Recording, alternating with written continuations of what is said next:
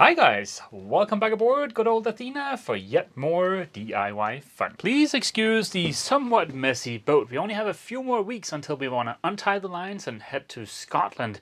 So yeah, we have a lot of tasks we need to complete and not a lot of time. This week is the last week we have access to the workshop, and that means there are certain tasks we need to prioritize, like for instance drawer fronts and new countertop for the kitchen island and countertop for the freezer. The wood that we're using for the drawer fronts and cabinet doors is wood that's left over from the tow rail we installed last week. I ran an electric plane over to get rid of any marks from the saw, and then I cut the long pieces into more manageable lengths. The fronts are going to be the same style or type of fronts I made for the galley, so hopefully by the time we're done they'll look similar. The process involves using a matching router bit set to form the two profiles needed. It's a loud, dusty and potentially finger chopping job, a 2 out of 10 on the enjoyment scale.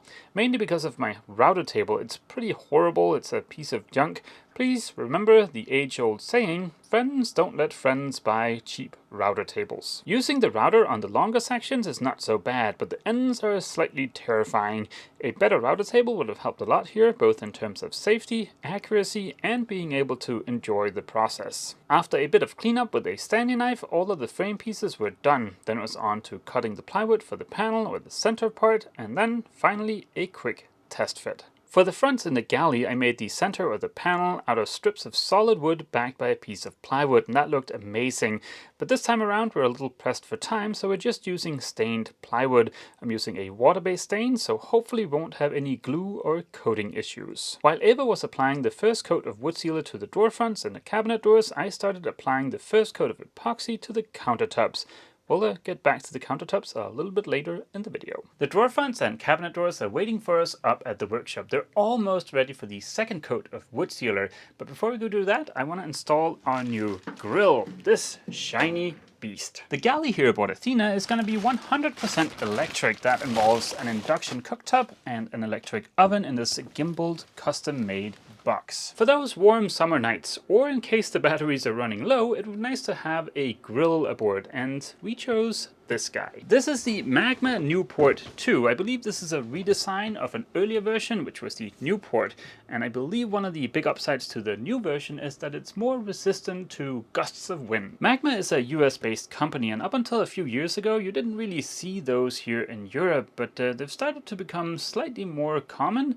I've actually never used one of their grills before, so this will be an exciting first for me. If you're based in Europe, one thing that is worth mentioning is that there is a ginormous price hike over here. I think Ava paid something like $350 for that grill in the US, and then she brought it over here. If I look at websites in Europe, it's typically around 800 or 850, 900 US dollars equivalent. So yeah, if you can get it from the US, that's probably going to be worth it. If you decide to import one of these from the US, you might get hit by a bit of VAT or some import duties, something like that. But there's also the fact that you need a different regulator. And yeah, we'll get back to that a little bit later in the video. One of the cool things about the Magma grills, besides them being stainless so they won't rust on a boat, is the fact that they offer a lot of different mounting options. So this is the one we're going to go with. We thought for a moment we were going to go with this type of mount instead, but for Athena, this one is going to work out better. But yeah, they have a ton of different mounting options. Let's yank the flange off of this mount here and head outside before it starts raining. It has already started to rain, but thankfully our solar arch is also a pretty good umbrella. Yesterday I drilled and filled oversized holes where we're going to mount the grill holder doohickey. To tighten the nuts for the holder doohickey, I shall send my assistant to the bowels of the boat. This is when I wish I had more seniority on the crew. Yeah, but you don't, so down you go. In all seriousness, it is really nice to have Ava to crawl into that cramped compartment because my back has started acting up after last week's kiwi grip and toe railing. Grill delivery! I don't know if this is the best place we can mount the grill, but it's certainly going to be our first try. It's awesome to have a super spiffy grill, but it's also going to be really awesome to be able to get that big box out of here along with that styrofoam and that plastic. I don't know if this makes sense, but when you live in a very small area, just getting rid of something in there is very liberating. For instance, that big box is going to free up a lot of space for us to well, for now, store other stuff. But anywho, while Ava's applying the second coat of wood sealer, I'm gonna get started on a little side project. In front of our gimbal stove, we would like to have this piece of railing, or whatever you should call it, something to grab onto and something to prevent us from bumping the stove accidentally. And I happen to have a bunch of this 1-inch pipe here left over that we don't really have any other use for, so we might as well use it for that. We have the pipe itself, something that's gonna turn into flanges, a little bendy doohickey here, and a spacer just to give ourselves some clearance from the galley. I think my best bet is to drill the holes in the flanges first, because once I start welding pipe onto there, it's just gonna be more fiddly. A couple of holes, round over some edges, and this will look like $1,000,000. Okay, $1,000,000 might be slightly overstating it, but once these have gone through their final sanding, they're gonna look nice and smooth.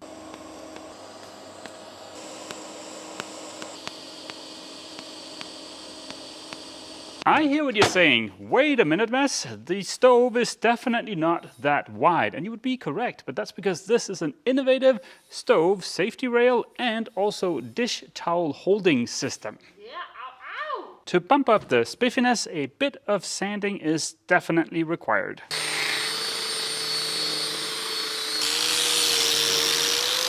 Ta-da! The integrated towel holder slash safety rail.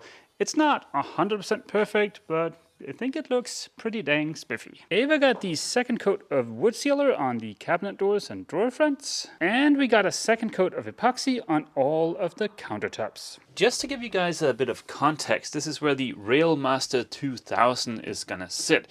We can't quite mount this yet because we need to remove the gimbal box a little bit later to be able to fit this pot holder and also redo some wiring. So we'll get back to the Railmaster 2000 and the gimbal stove in an upcoming video. Up here at the workshop, the drawer fronts and cabinet doors are ready for the first coat of wood sealer on the front. We've done the back already, but we still have to do the front. As I mentioned earlier, we stained the plywood. We chose to stain based on some tests we did last week. These are those tests. They're all coated with satin varnish just to get an idea of what they're gonna look like when they're done. We compared these to the existing cabinet doors and drawer fronts aboard the boat, and we chose to go with this one. So although this looks a little bit weird right now, I am hopeful that once we're done coating it, it's gonna look something like that. Before we're ready to get the first coat on the front, we do need to just knock down these little edges here. Ava will be taking lead on the cabinet doors and drawer fronts while I go deal with the emergency tiller. This is the emergency tiller that came with Athena. In case the rack and pinion steering fails, which I think is very unlikely, we're supposed to plop this down on the rudder stock and just use that to control the boat. I don't know how well that's going to work, but yeah, that's the intended purpose. The emergency tiller is made out of mild steel and it was very rusty, so yesterday I removed the loose rust and applied 3 coats of rust converter. According to the instructions, it should sit 24 hours before we can apply primer and then paint. And it's been 24 hours, so let's go ahead and apply some primer. Now in a much more delightful light gray. I picked up some bright red paint that I figured would be good for this so we can always find it in case we need it, but we're gonna have to wait a few hours because, well, this has to cure. Through the magic of video editing, this thing is now a bright red. I'd like to have a stainless version of this made at some point that's got a little bit more leverage, because this is basically just the size of the rudder, and I think it'll be almost impossible to steer the boat in any kind of sea state without some kind of extension on here to give us more leverage. Anywho, that is a job for Scotland this fall or winter, because we're gonna have to have some modifications made to the arch. The stainless guy that does that, I'm sure he'll be able to whip us up a new one of these. After a short introduction to the joys of a glorious sanding, Ava and I set to work sanding the cabinet doors and the drawer fronts. We used little foam-backed sanding pads. Those make a huge difference. They're much easier to work with than just regular sandpaper, and they're also somehow a little bit easier on the fingers. It ended up taking the better part of a day prepping everything, but then we were finally ready to apply that last and final coat of satin finish. This is my favorite part of the process, where you get to see the result of all of your hard work. And that's it. We have the final coat of satin finish on all the cabinet doors and drawer fronts. These should be ready for my parents to help us bring to the boat tomorrow when they come here to the workshop to help us get rid of the last bit of stuff we've got up here. In the category of really, really, really annoying news, the countertops were a complete bust.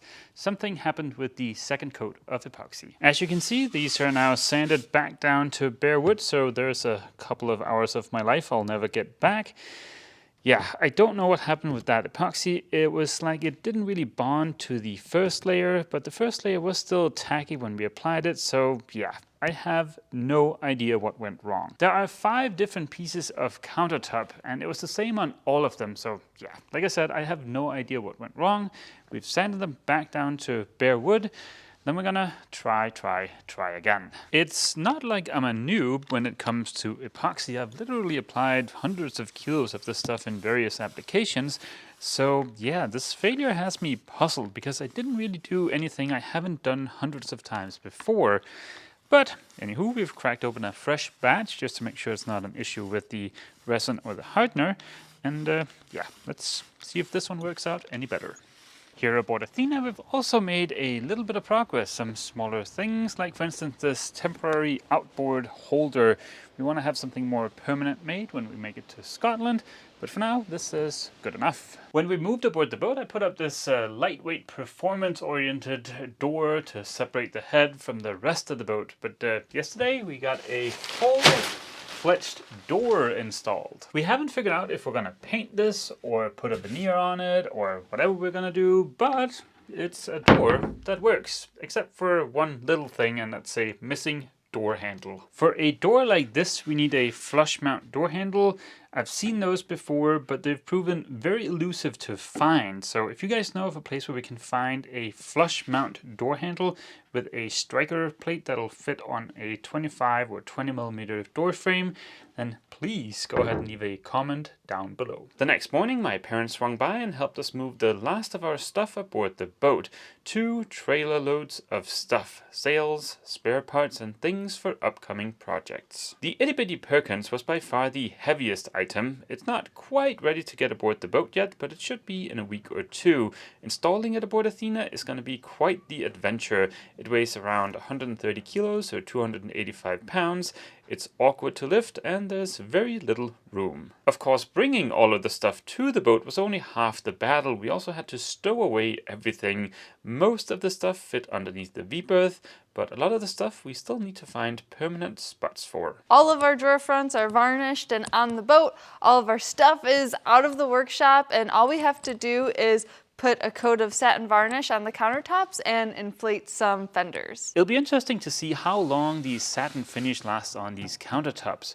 My parents have a 1-part satin finish on their dining table. That seems to work out well. But yeah, we've got some epoxy on here too, 2 coats. So if the satin finish deteriorates over time, the wood is still protected. So yeah, the satin finish is just for looks. This is just a little bit of alcohol on a paper towel, and we'll just give them a quick wipe. Then we're ready to apply that satin finish. This is the same gold spar satin finish I've used on most of the interior of Athena, and it's very easy to apply. I really like this stuff. I'm rolling and tipping this, meaning I'm going over it with a roller and then just popping any little bubbles and smoothing out the surface with a brush. To be honest, I don't think I actually need the brush, but it's a good habit. The countertops are done. We'll leave these to dry overnight. Tomorrow, hopefully we can bring them aboard the boat. For now, let's get to those fenders Ava mentioned. As soon as we can actually sail, our plan is to head straight to Inverness and get into the Caledonia Canal. That means a bunch of locks, which means fenders is going to be a really important item. We already have 4 of these regular fenders aboard Athena, so we'll bump that up to 6, and then we'll have 2 of these giant ball fenders, which in Denmark are called strawberries, which I think is a really cool name for them. Of course, we don't really need access to the workshop to inflate these, but it's certainly a lot easier to do when we've got the compressor here. 2 giant balls, 6 regular fenders, and possibly a fender board if we have time to make one. I think we're all set. Good morning, guys. It is Sunday morning and we're finally ready to install the cabinet doors and drawer fronts. We have them all lined up down here. This is days worth of work. I really hope I haven't messed up any of the measurements on these. That would be heartbreaking, but we have already hit a little bit of a snag. These are the hinges we're using for all of the cabinet doors, but these are sold out everywhere here in Denmark. I was able to get the last 5 from a marine store, which I think brings us up to a total of 11. Yep, 11. Of course, it's an uneven number. Of course, but yeah, we have 11, so let's start with those. I've already picked up the new countertops for the freezer area and for the little washer dryer area. Some cabinet doors up here and down here would really improve the looks of things. I will place these with the same offset I used for the cabinet doors here in the galley just to keep things consistent.